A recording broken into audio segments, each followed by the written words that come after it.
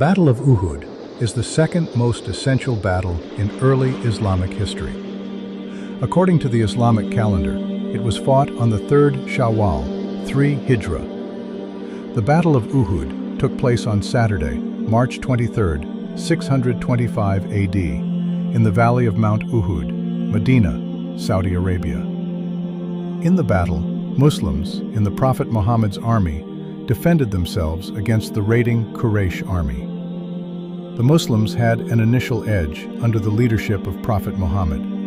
However, they lost to the enemy for leaving their posts and celebrating the victory too early. The Battle of Uhud causes. Before the Battle of Uhud took place, Muslims and Quraysh tribes challenged each other at the Battle of Badr. The Quraysh army that charged into the Battle of Badr was massive and had an enormous reserve, with better logistics. Despite this, they lost 70 soldiers and leaders Abu Jahl, while 70 became hostages in single-day combat. The Qurayshites were adamant about not admitting defeat. The Qurayshites mobilized 3,000 fighters for the Uhud battle to avenge their defeat, compared to 1,000 in the Battle of Badr. They marched towards Mount Uhud, Medina, intending to demolish the Muslims and their faith. Armies in Battle of Uhud. Quraysh tribe waged war against the Muslims in the Battle of Uhud. Abu Sufyan was the de facto head of the Quraysh. The Quraysh army was equipped with 3,000 infantry, 300 camels, and 200 horsemen. However, this time, the Mecca army was also accompanied by a women's wing, mothers, sisters, wives, and daughters of those who lost their lives in the Battle of Badr, under the command of Hind.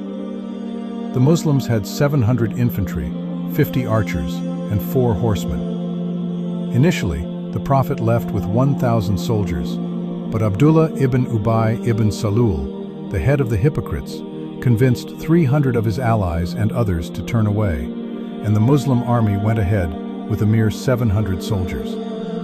The army was led by leaders like Prophet Muhammad, Hazrat Ali, Al-Hamza, and Abu Dujan.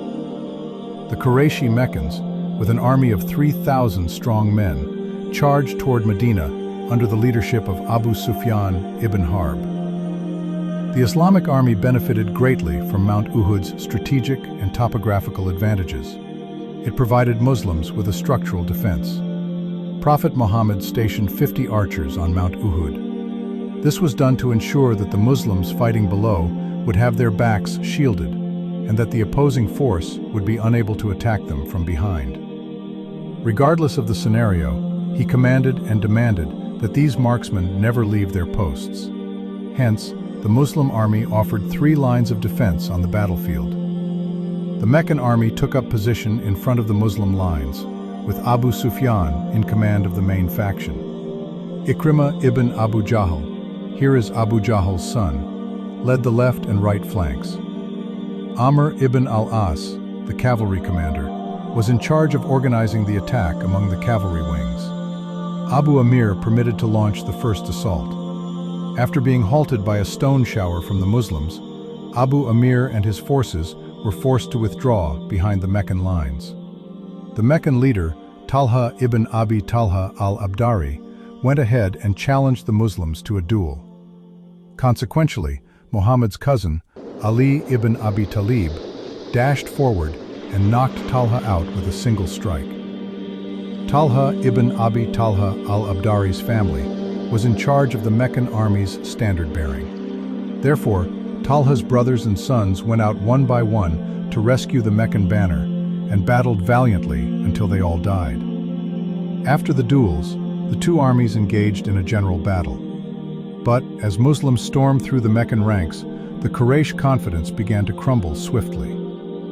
During the initial hours, the Muslim soldiers strategically concentrated their attack on the 11 influential Meccan leaders and succeeded in wiping them out. Abu Dujana and Hamza ibn Abdil Muttalib fought with great bravery, setting an example in Muslim military history. Tragically, Hamza ibn Abdil Muttalib, the uncle of the Prophet, also known as the Lion of Allah, was martyred in the Battle of Uhud, by the spear of an Abyssinian slave, Washi bin Harb.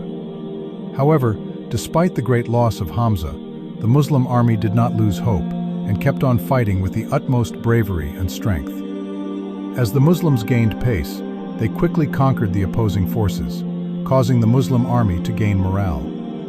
However, as the Muslims successfully forced the Meccans to retreat, a flaw in the marksmen was discovered. The marksmen who were stationed on Mount Uhud's slope fled to the battlefield. They disobeyed the seniors' commands because of their immense pride. The Meccan army took advantage of the situation. Sudden vacuum and disappearance of the archers gave Khalid bin al-Walid an idea, and so he ordered his cavalry to attack the Muslims from behind. Seeing this, the fleeing Qurayshi infantry on the ground drew the courage to turn back, and soon the Muslim army found themselves sandwiched and surrounded by the pagans of Mecca.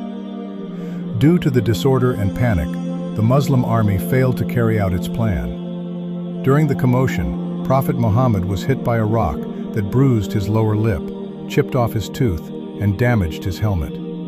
As the blood ran down his face, Prophet Muhammad said, "How can a people prosper who have stained their prophet's face with blood, while he simply called them to their Lord?" Musab bin Umair, who resembled Prophet Muhammad, was also killed by the Meccans. This led to confusion, and a rumor began to spread on the battlefield that Abdullah bin Kama had killed the prophet. Soon after, the already dismayed Muslim army began to lose hope.